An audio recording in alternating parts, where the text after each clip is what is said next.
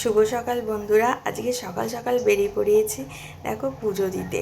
তো দেখো আজকে সকাল সকাল স্নান করে নিয়েছি, একটা সুন্দর ব্লগ ভিডিও তোমাদের সঙ্গে শেয়ার করব বলে। গঙ্গার জল দেখো, অনেক দিন পর গঙ্গায় এলাম, আর গঙ্গার জল কি সুন্দর টলটলে জল, দেখেও ভালো লাগছে। দেখার পর দেখো এখানটা সুন্দর গঙ্গা তোমাদের সঙ্গে শেয়ার করলাম।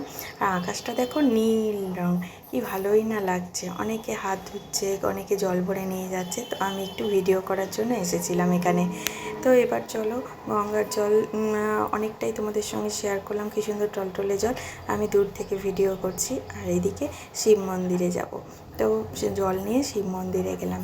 শিব মন্দিরে যাওয়ার পর দেখো কি সুন্দর শিব ঠাকুর মালা পরানো। তো এখানে পুজো দিয়ে আমি বেরিয়ে পড়লাম, আর তোমাদের সঙ্গে আরও কিছু শেয়ার করব বলে এই ভিডিওটা বানাচ্ছি।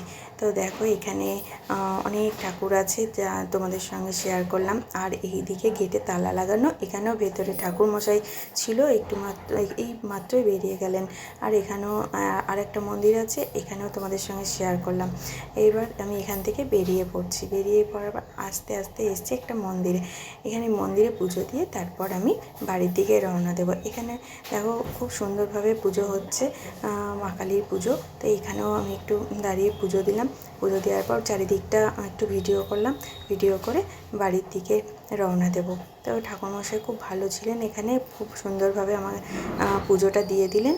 আর পুজো দেওয়ার পর এখান থেকে আমি একটু প্রসাদ নিয়ে, আমি সবাইকে একটু প্রসাদ দিয়ে তারপর এখান থেকে বেরিয়ে যাচ্ছি আর বাড়ির দিকে, কারণ অনেক বেলা হয়ে যাচ্ছে। আর ভিডিওটা অনেকটাই বড় হয়ে যাবে, সেই জন্য বেশি বড় করলাম না, অল্পের মধ্যে ভিডিওটা বানালাম।